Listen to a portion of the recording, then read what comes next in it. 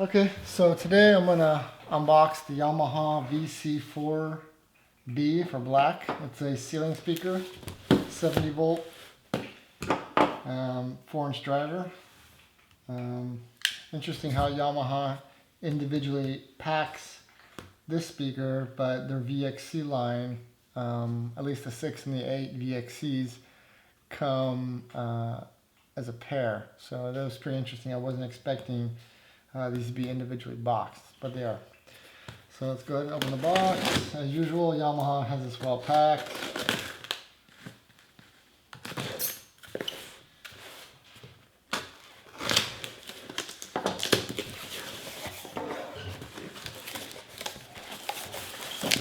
So once you open the box, we get a manual. It's in quite a few different languages. You get a safety hook here.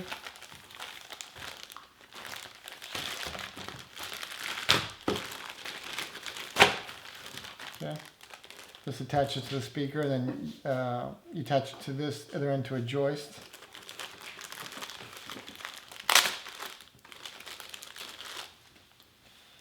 And I don't understand why Yamaha's chosen to have the hook on the joist end. Either one of these could be the joist end. Why they are a big loop like that. There should be like a little angle bracket with a little hole in it so you can put a screw in it or something. I don't know why Yamaha did it like this, but that's what they give you. I'm actually going to use my own system, my own safety wire system, so I'm most likely not going to use this. And in the manual, it's in a lot of different languages here, but nice manuals, by the way. Yamaha always has really good manuals. Okay, this is the template. Their VXC lines actually it's the other way around. It's like a circle that comes with it. This is like an inverse basically. So, but this is the template. Get your speaker grill here. This is not magnetic. This actually pushes up and then turns and locks into place. Black. And then we got the actual speaker here.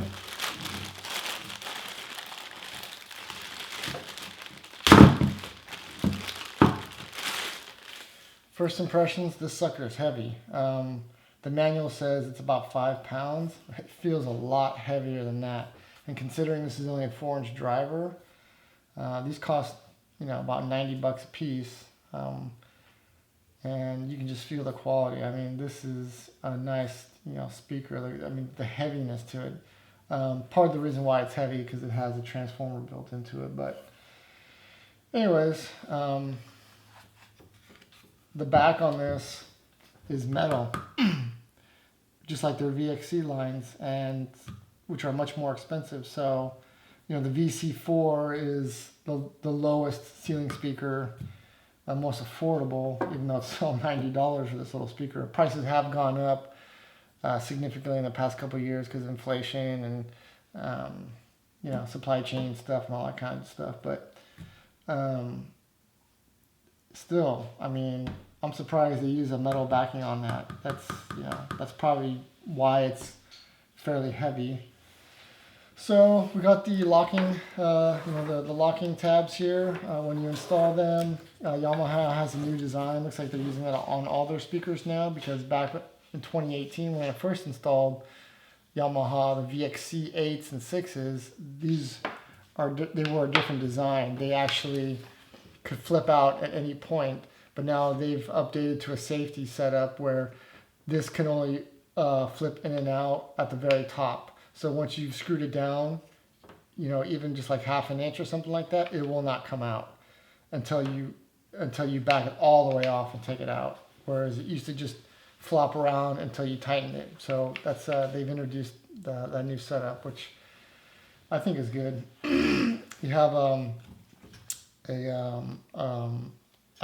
tab here, like a strap, I guess you would call that, to hold it while you're installing the speaker. Like that, you have something to hold on to. This eyelet here is a safety eyelet that this is supposed to loop around this, and then this goes in there like that. It loops around these two little hooks there, which I'm not going to use, but this is the safety. This is what you attach this. Whatever safety wire that you use, this is what you attach it to. And then we have a knockout here, 2 knockouts. I really like this setup because Yamaha does sell this in a no back box as well. And I really like the ones with the back box and just having all the electronics and everything sealed and contained in here. And you can really contain it nicely. You just put a, I forget what you call them now. It's a clamp that fits. You knock this out and you put the clamp in there, and then that will secure the wire. Kind of like a strain relief. Yeah, I can't remember the name of it offhand. Anyways, so you knock one of these out and install that, and then it tightens up against the wire and really seals the entry of the wire into the speaker itself. I like this setup a lot. And then behind this plate is the actual wire connection. So it's going to be a Euro block or Phoenix connector. Yamaha calls it a Euro block. Yeah. And then moving along to the front of the speaker. This is a 2-way speaker. So you got your tweeter here and you got your driver. It's a pretty cute little 4-inch here. I'm really interested to see how this sounds. Obviously with the 4-inch driver, it's not going to be a lot of bass, but you know, that was not the intention of the owner of the restaurant. You can always add a subwoofer to the system too, so, but anyways, these will be good enough, you know, for some light background music. That's all they really need it for. And then you got the tap here, the transformer tap, which it's interesting that the VXC lines are 8 ohms, but this is 16 ohms if you want to use that. So you could wire, you know, I guess 2 or 3 speakers together before you run into impedance issues. That's why they bumped up the ohms here to 16 versus 8. So that's kind of nice, but I'm not going to use that anyways.